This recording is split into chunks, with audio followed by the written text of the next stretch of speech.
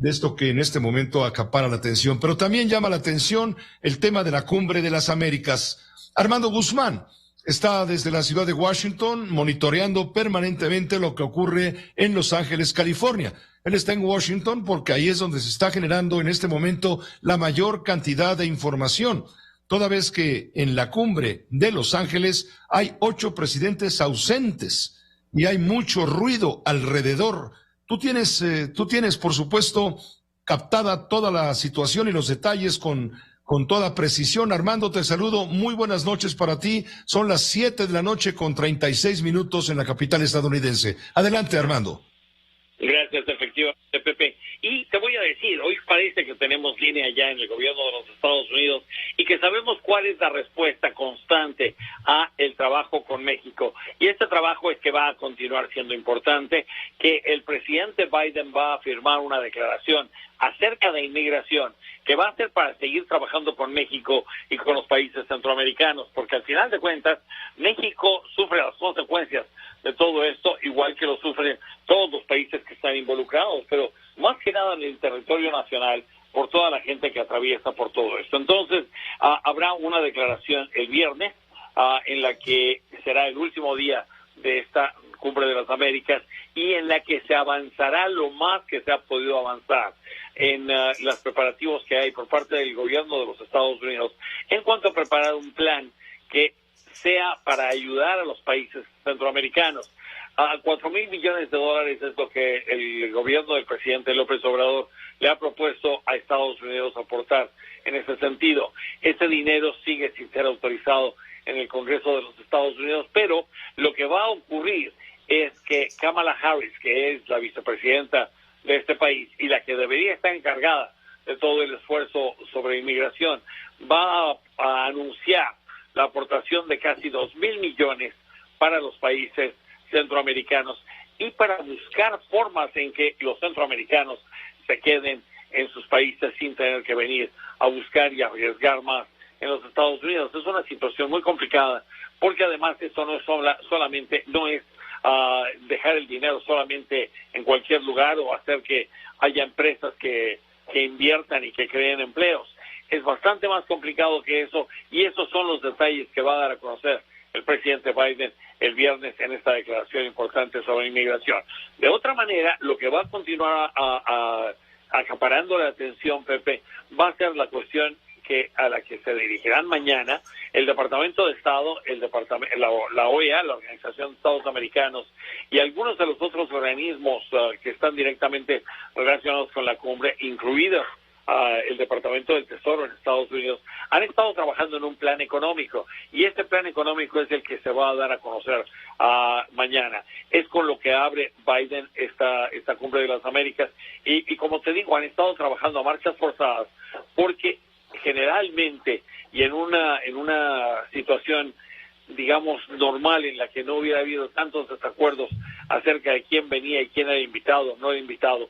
Los países participaban junto con Estados Unidos, cada quien aportaba planes y después esos planes se planchaban, por decirlo de alguna manera, para que los presidentes simple y sencillamente o les pusieran su firma o les pusieran su visto bueno. En ese sentido, esta aportación de $1,900 millones para Centroamérica va a ser manejada el día de mañana, al igual que el plan económico que lleva el presidente Biden a la cumbre. Después, y te estaba escuchando hace un momento, y me parecía muy importante porque después el otro tema que es de gran oportunidad es precisamente el de COVID. ¿Qué es lo que va a pasar para combatir el coronavirus en el continente? ¿Qué es lo que pueden hacer las compañías que han desarrollado medicamentos para que estos medicamentos sean puestos a la disposición, no de regalos, sino de cada uno de los países, para que cada uno de los países desarrolle su técnica y se desarrolle la forma en la que se puede hacer llegar todo eso a las poblaciones? Eso es lo que se está haciendo. Estas son 3 áreas muy importantes.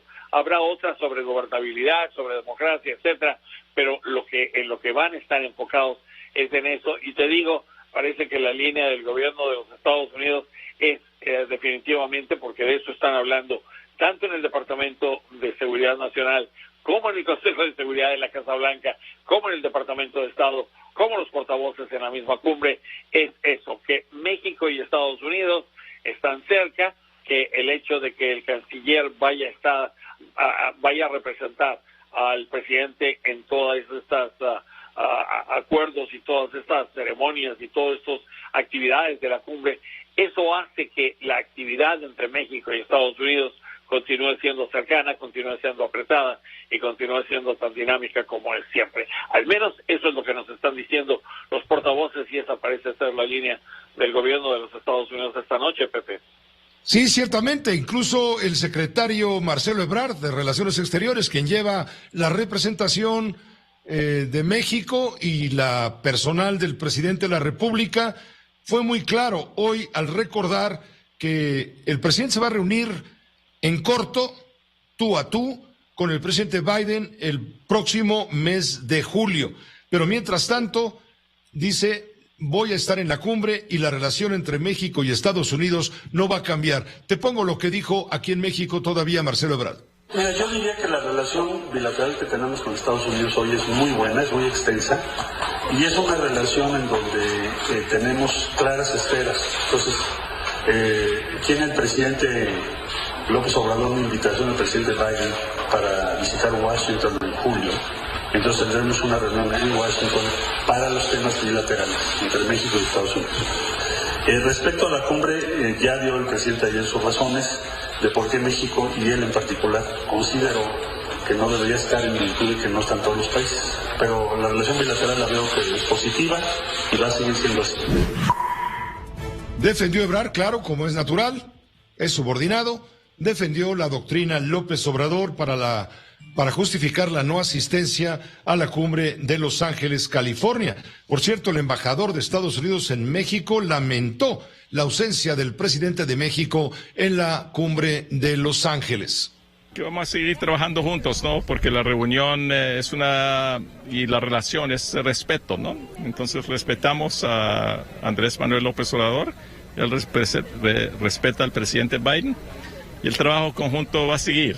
Entonces, esta cumbre va a ser una muy buena cumbre, va a estar México aquí bien representado con el canciller Ebrard, pero luego seguimos adelante en todo lo que hemos estado trabajando desde que llegó el presidente Biden a la oficina, desde que llegué yo a México. Entonces el trabajo sigue y sigue con mucho muy buen camino. ¿Usted estaba a favor de que vinieran los países que no quiso invitar a Estados Unidos? Mira, la vista de nosotros los Estados Unidos es que tenemos que invitar a esas naciones que celebran la democracia. Entonces tenemos problemas con Nicaragua, con Venezuela, ¿no? Pero eso a largo plazo se va a componer. Vamos a tener una unión económica, una unión de hermandad en las Américas. Finalmente, embajador, bueno, ya el presidente de México dijo que va a visitar el próximo mes a Biden allá en la Casa Blanca. ¿Qué le dijo usted? ¿A usted ya le dijo al presidente de los Estados Unidos? No, pues el presidente de los Estados Unidos tiene que hacer la decisión, ¿no? Porque si no invita él, no viene Biden. Entonces ahí la van, pero va en buen camino porque la relación es muy buena. Esta entrevista, Armando, la realizó nuestro compañero Humberto Barrera desde Los Ángeles, California. Él es el corresponsal. Pero sí va a ser notoria la ausencia, Armando, de 8 presidentes de la región americana. No van a estar, desde luego, Cuba, Nicaragua y Venezuela, que no fueron invitados.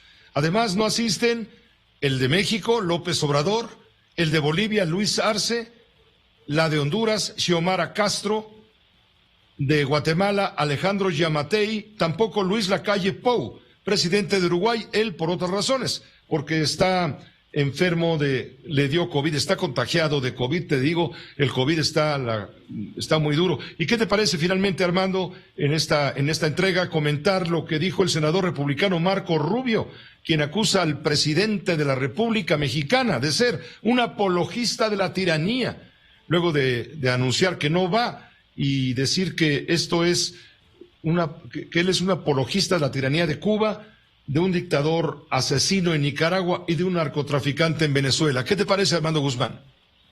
Que es algo que Marco Rubio tiene que decir, porque Marco Rubio representa al estado de la Florida y la población que ha puesto a Marco Rubio en el Senado de los Estados Unidos el exilio cubano, que sigue siendo muy poderoso políticamente, que sigue siendo muy poderoso económicamente, que es el que respalda y ha respaldado a la línea dura de los cubanoamericanos en el Congreso de Estados Unidos, no solamente de Marco, sino de Roberto Menéndez y de Ted Cruz y de Díaz Balart y de muchos otros de los que representan, incluso María Elvira Salazar, que son los que representan a la línea más dura, tienen que seguir con esta crítica. Nada que tenga que ver directamente con un acercamiento con Cuba, con Venezuela particularmente, o con Nicaragua, caería bien en el estado de la Florida. Hay una gran cantidad, hay un exilio importante de venezolanos, hay otro exilio importante de nicaragüenses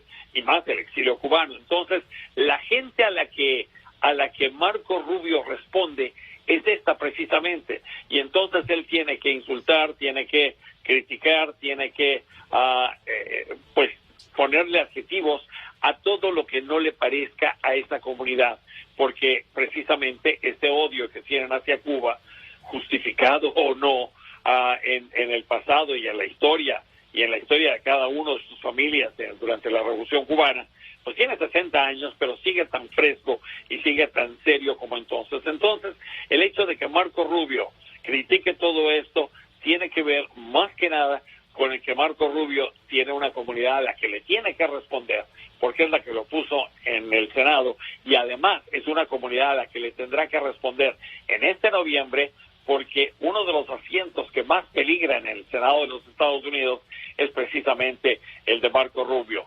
Val Demings es un nombre que vas a escuchar continuamente. Val Demings es una congresista afroamericana que fue jefe de policía en una ciudad importante en la Florida, y Val Demings está siendo la que trata de quitar a Marco Rubio de su asiento que está defendiendo en este noviembre. Y obviamente, ante una situación desesperada y una campaña difícil, Marco Rubio diría esto y diría mucho más, Pepe. Muchas gracias, Armando. Gracias por la crónica y el comentario. Estaremos pendientes y en contacto permanente. Así estaremos, Pepe. Buenas noches. Gracias, Armando Guzmán, el corresponsal de este espacio informativo de Grupo Fórmula, allá en la capital estadounidense, donde están